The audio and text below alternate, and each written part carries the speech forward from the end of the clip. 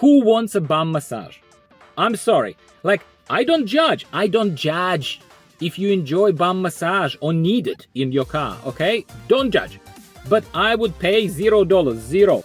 We now know both the price and the features of the upcoming Tank 500 Ultra, top of the range, being released in Australia in a few months, my friends. And today we'll talk about, is it worth your money? In my humble opinion, are those features worth the extra that you will pay on top of the base Lux model? Welcome back to the channel, everyone. I'm Dimitri. This is Value Cars Australia. Happy to have you here, my friends.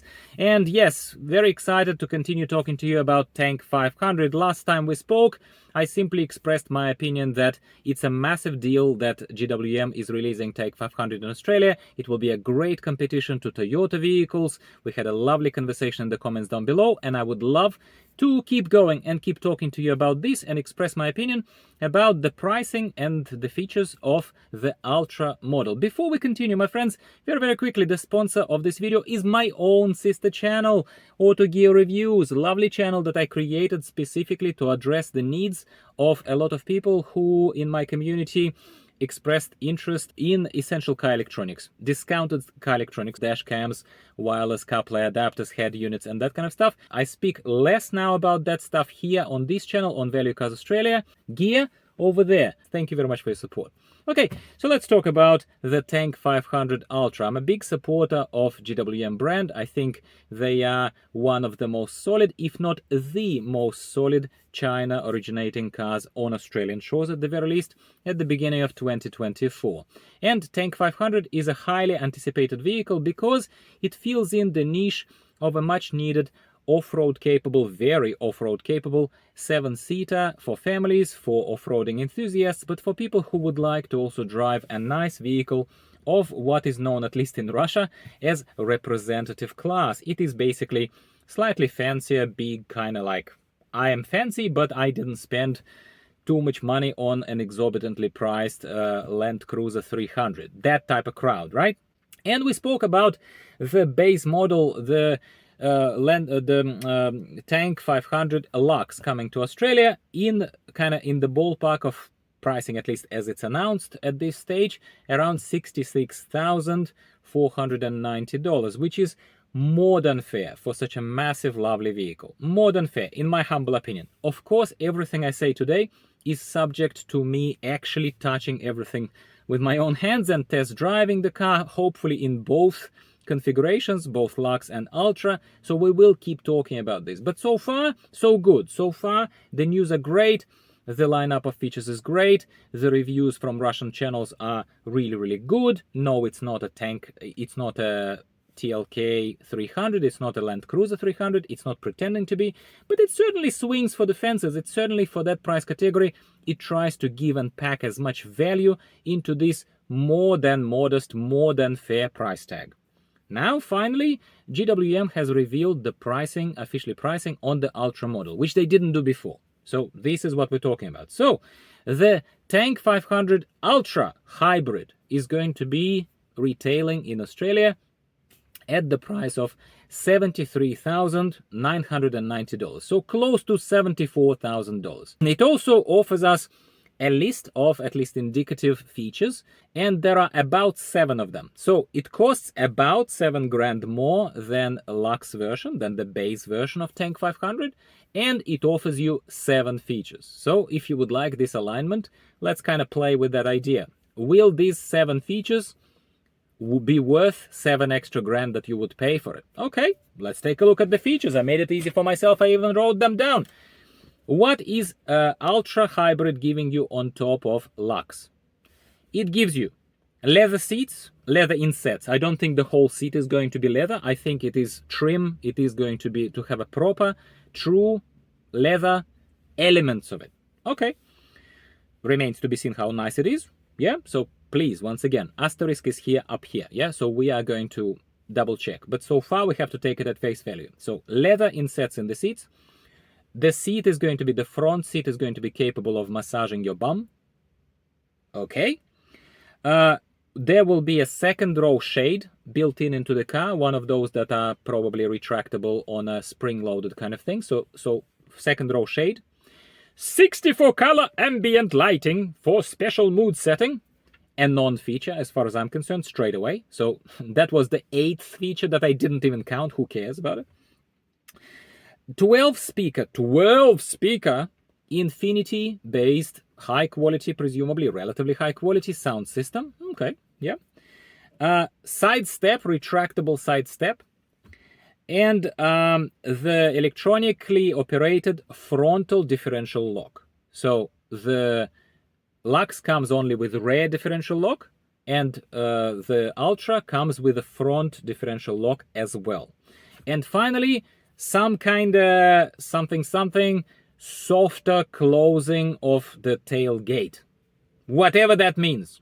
So these are the 7 features, aside from ambient lighting, which is the 8th non-feature here, that GWM says, hi everyone, can you please pay us about $7,000 more and have that lovely ultra hybrid model? Is it worth it? Listen, the only thing, in my humble opinion, that it makes it somewhat a point of consideration is the frontal differential lock. We've just seen a nice, another translated by me, video from Pro Drive channel in Russia, where they took a lovely new Tank 500 and Tank 300 side by side through some Russian wilderness and some Russian forest, kind of testing the off-road capabilities of these vehicles. So if you are both a family person who has a big family and wants to fit in a lot of people, up to 7 seats inside of your vehicle, or maybe you camp in the car, but basically you want a big Land Cruiser 300 like that you also want to take properly off-roading. Not lightly off-roading, but properly, full on, put it through the paces. It looks to me like Tank 500 is going to be perfectly capable of doing that if you really want to scratch that beauty. And the Ultra certainly will have also the frontal differential lock, which one would argue you very much need if you want to do anything real as far as off-roading is concerned. So that is probably, in my humble opinion, as a non-avid off-roader, I have appreciation for it, but I'm not an avid off-roader, that is one feature that's worth it.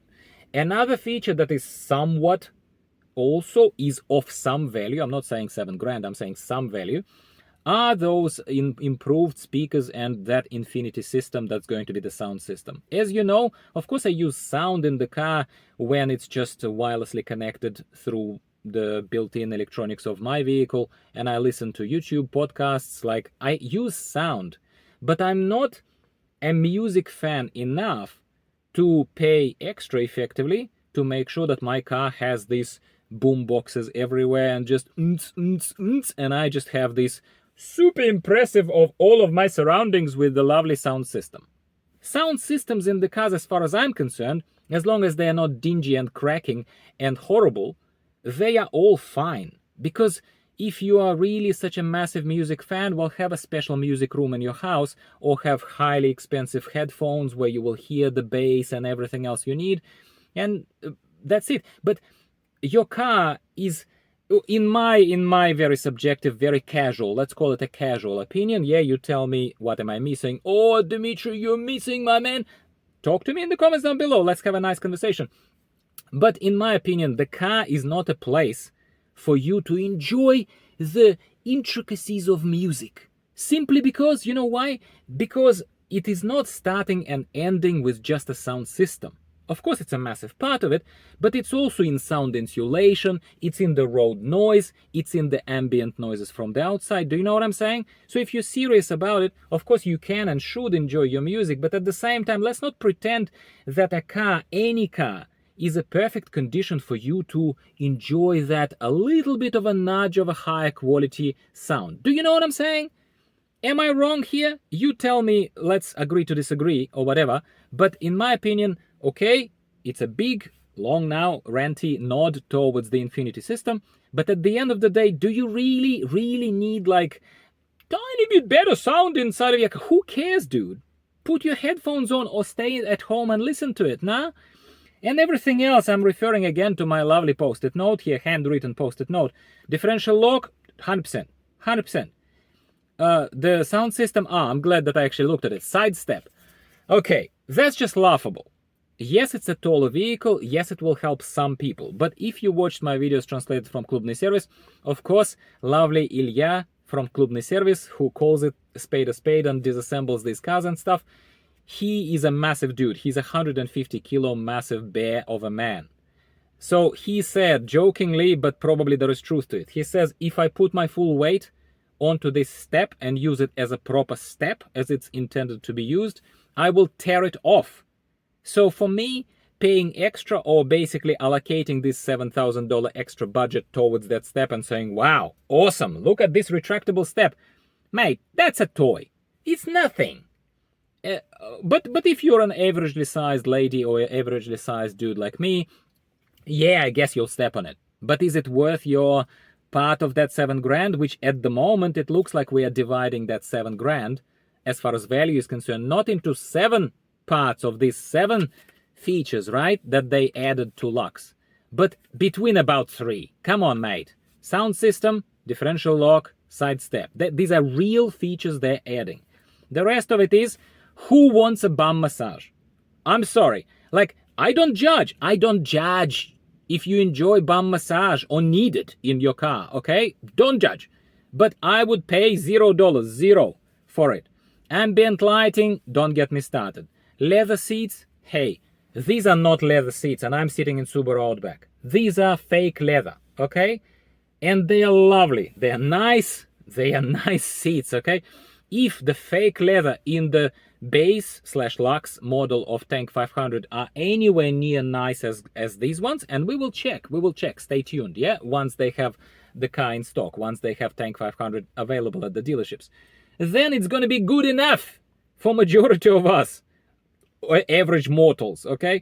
Having some inset of a real leather here, will that make me pay more for it or make me feel suddenly better? No! But I could be surprised. And I'm happy to be surprised, by the way.